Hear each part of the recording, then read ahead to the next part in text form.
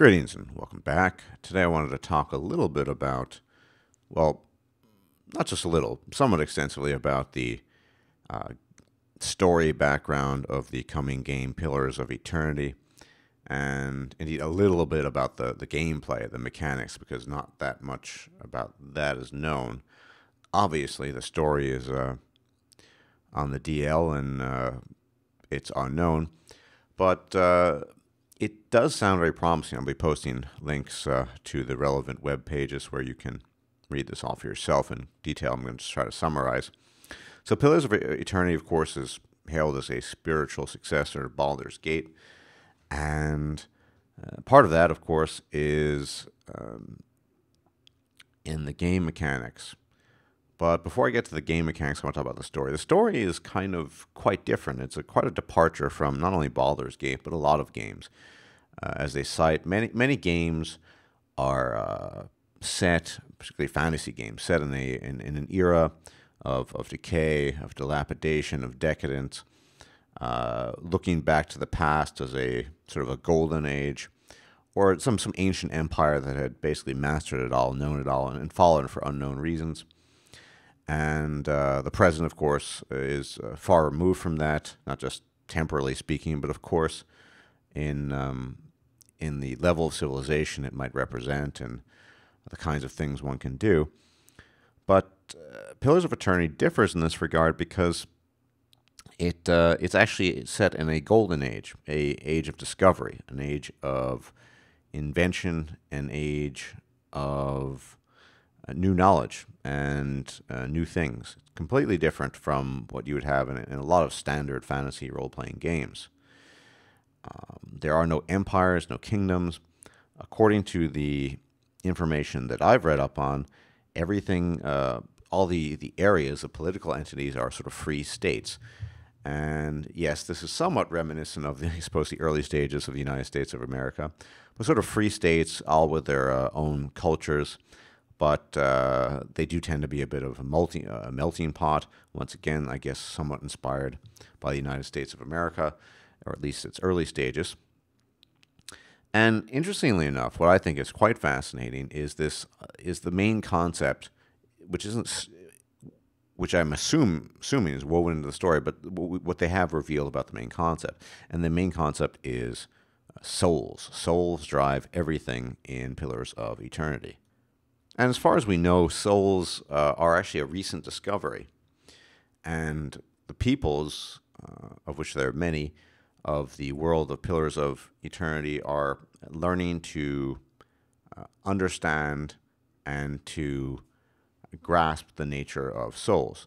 Now, this might seem a bit mundane, but I think the proper analogy that could be drawn here, and I think this is intentional on the part of Obsidian, is this idea of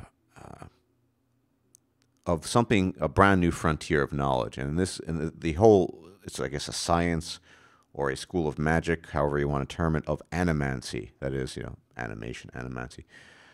The science or the magic of manipulating souls. And this is really important in the game.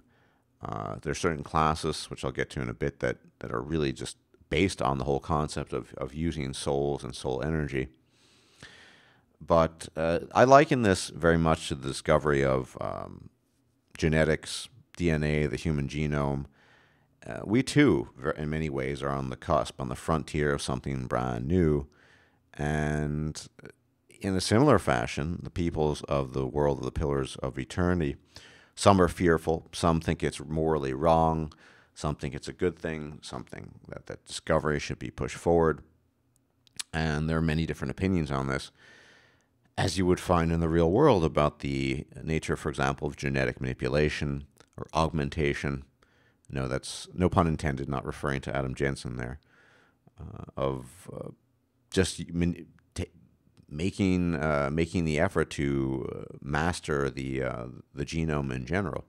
Just like these people make an effort in this world to master the soul, the nature of the soul.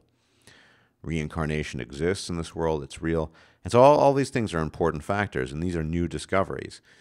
It's a golden age, it's sort of a renaissance. And I think it's been likened to that by the developers.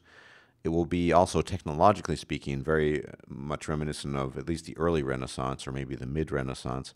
So I think we could effectively look at maybe 16th century Europe, maybe as a model, at least as far as civilization is concerned. I have seen models for muskets and what have you. So the firearms do exist. This has been confirmed. They are a weapon type, but of course they differ from bows, and they have very different functions from them. So the background is this golden age of discovery.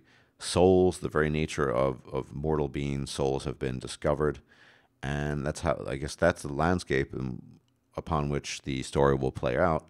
Very different from the traditional fantasy landscape. I mean, if you look at Forgotten Realms, which is, of course, a Dungeons and Dragons trademark, there's a looking back to various empires, the fallen elven empires, way, way back. I mean, tens of thousands of years prior to the presence of Faerun. On Faerun, then you have the Netherese Empire, which fell due to its hubris, and so on and so forth. But that doesn't really exist as far as we understand in this world, in this context. The world is just beginning to advance and pick up, so very different. And the parallels are quite uncanny between the real world and the things we have to face as a species and the things that these people have to face there. The game mechanics seem a bit more sketchy. Many of the traditional classes you've come to know in fantasy RPGs will be there. Paladins, rangers, druids, clerics, thieves, fighters, I imagine, as well as some wizards, as well as some more, I suppose, odder ones, if you will. One class they've revealed is a cipher, which is kind of a soul warrior. The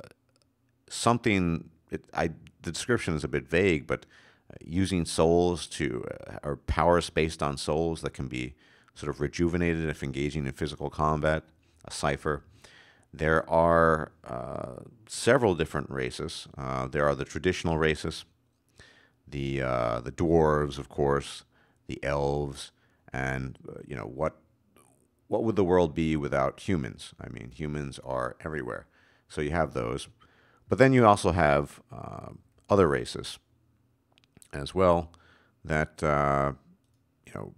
quite different. In fact, there's this race called the Godlike.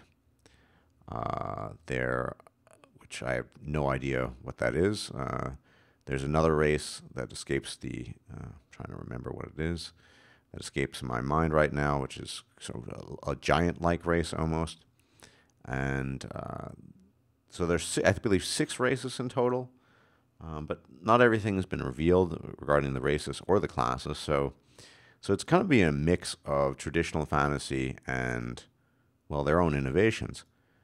In addition, a lot of it will be reminiscent of Dungeons and Dragons in the sense of stats. You have stats, traditional stats, strength, wisdom. It's called intellect instead of intelligence, and these will have an impact on your character, how it develops. There are skills that exist only for certain classes, but you will be able to develop your classes along the lines you choose to. I mean, there'll be unique paths, I suppose. That's at least what they've intimated, and you're not sort of bound to that class and only doing what the class does. So there are, in fact, more options than meets the eye in that regard. And that's kind of, I mean, yes, there's some other small details, but that's kind of what we know. They're monks as well.